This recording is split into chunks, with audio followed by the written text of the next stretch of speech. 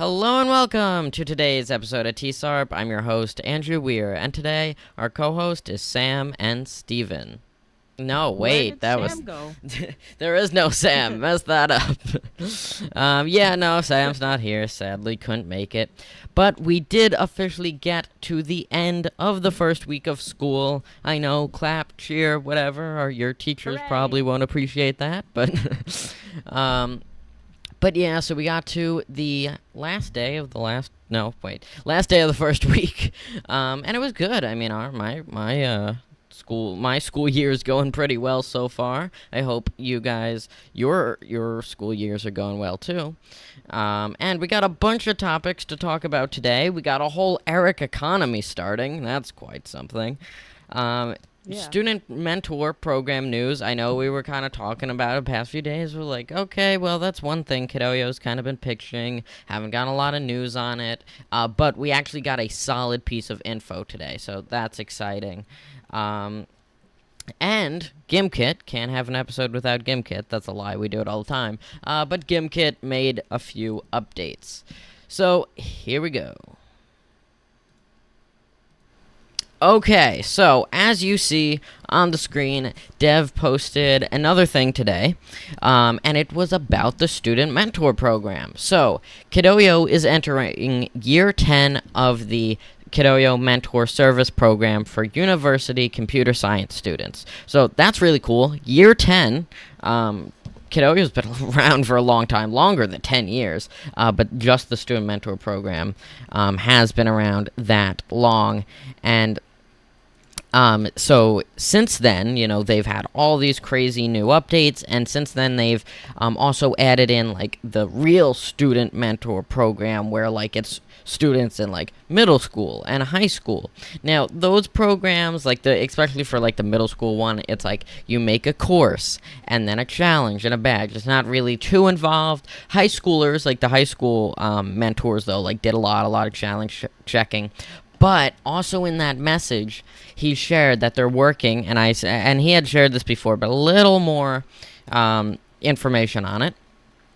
But he said this year they will be inviting exceptional K-12 CS students to participate in the new Kidoyo Student Mentor Program and earn scholarship awards based on their volunteer efforts. So that sounds really cool. Scholarship awards, that's actually awesome.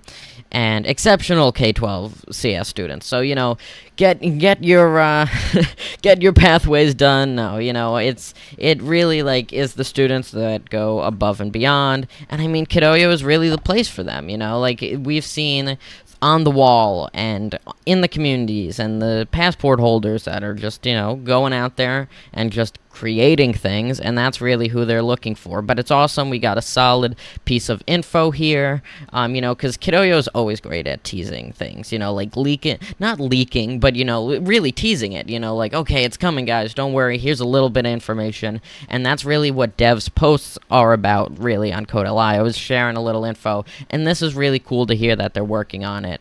And I'm really excited to see, when it comes out. Now, he said this year, and really a big time block in the year is, of course, hackathon season. So really nothing, well, I shouldn't say that. We did get the Python 3 editor during the hackathon season. So they normally try not to release their main updates during that time just because they're busy doing other things. So I would be surprised if it's during hackathon season. Definitely not impossible, though. I would say, just as a thought, that it will be before hackathon season, just from what we've seen with, like, how he said, like, this year, and I know from last year, he said it was coming soon, so I wouldn't expect soon would be, like, more than a year. So I'm expecting within the next few months. Now, you never know. You never know. They say things are coming for a long time, but when they finally deliver, it is worth it. So I'm just excited to see how it turns out, who gets invited, and really how that works out. So that was a really cool piece of information there. Secondly, I know we mentioned it, but the ERIC economy. Steven, we actually, Sam and I got our Eric bucks today. We got $10 worth of Eric bucks. Steven doesn't have any, though, because he wasn't around, but he'll get his soon. But yes, you're an Eric debt, yeah, actually. Yeah, so basically what we're talking about here, for all those that don't know, TSARP's mascot, not really Kidoyo's mascot, we made it like Kidoyo's mascot, the Hot Pod Coding Eagles mascot, like, really, whatever we're a part of, we just bring Eric with us. But Eric is also like a free SVG. It's from all the free SVG websites, so, like, anyone can use it. Use him. So, yeah, so, basically, Eric is, I'll bring him up. He's a cartoon character that we just started, bringing into our worlds, our families. But, he is such a part of the Hot Pod coding program that it's kind of scary at times. But this is Eric. Someone made Eric at some point. We tried to track down the creator of Eric, and we did. But then we lost it. Don't ask me how. We lost it. So we're going to have to we'll search for it again. But this is Eric, and our teacher, Mr. Ferrara, at Hopog Middle School, created the Eric Buck, and it is now a whole economy in his classroom. Students can earn Eric Bucks. We're not students of his. Actually, Steven will be in a few months. We're past Mr. Ferrara students, but he gave us some, so I have one, and I don't know. I mean, it's a whole thing now. I don't know. Should I make counterfeits? Should I start, selling them on the side? Be like disrupting the economy? I don't know, but I have one, and maybe I should auction it off. Maybe, for the students that don't go to Hopog and can't get them, maybe we do a huge auction. But the joke of the auction is if you want an Eric Buck, you have to spend Eric Bucks for it, so, yeah, but that's it. Yeah, there's a whole Eric economy now, and I have money. This kind of reminds me of the first few episodes of TSARP. Don't watch them, but now I know you're gonna. That wasn't on purpose, by the way. But yeah, we tried to create our own economy, and that's really where this podcast started. But we moved since then. They are scary, but now it seems like Mr. Farr is trying to bring that back. So I guess we're gonna go with it. I guess we're gonna collect the monies, and we'll see where it goes. Really. So one of our final topics today is, we mentioned a few days ago, we are of course implementing the new Python 3 IDE into Hot Pod coding. The Hot Pod coding program. Mr. Ferrara installed it into the community recently, so it is in there, and students can use it, which is really awesome. But also, they are trying to now teach it, so not just putting it there and students can touch it, whatever, not like the web editor that's in there, but we never actually use it. What they're trying to do is just teach on it. So if you're in 8th grade, you learn Python. It's all Python this year. It used to be a little bit of Hatch. It's all Python. And now we are, giving it the update it needs. But yeah, so now it's all Python, and it will use the new Python 3 IDE. They already started teaching that in their classes.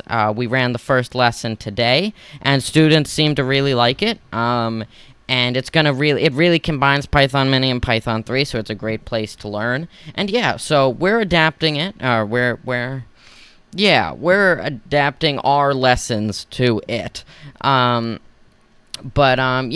the students seem to really like it because they don't need to go back and forth from Python Mini to Python 3, which is the real reason we added it.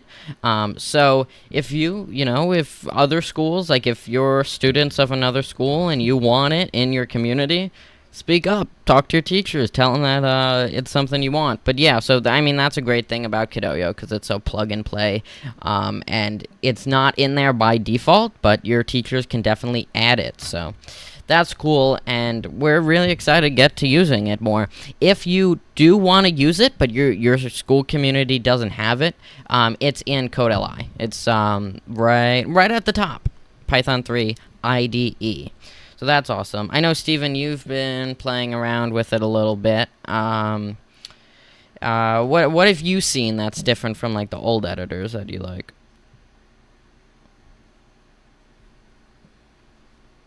Yeah, that is true. Yeah. Yeah, I know. Like in the old editor, they weren't really like in front of you. Like you kind of had to go into the docs and find what you could use. Like last year, we found a new library that like no one had known about just because I was scrolling through the docs and I was like, "What's this?" I think it was like Impress or whatever in Python Mini, but no one knew about it. There's very little courses on it too. But I was like, hey, did anyone know about this? And Mr. Farr was like, no. But that's what is great about the new Python IDE, because if you look in here, if I create a new project, TSARP, it has all the libraries right down here. So that is awesome. So I'm excited we're going to get to use it.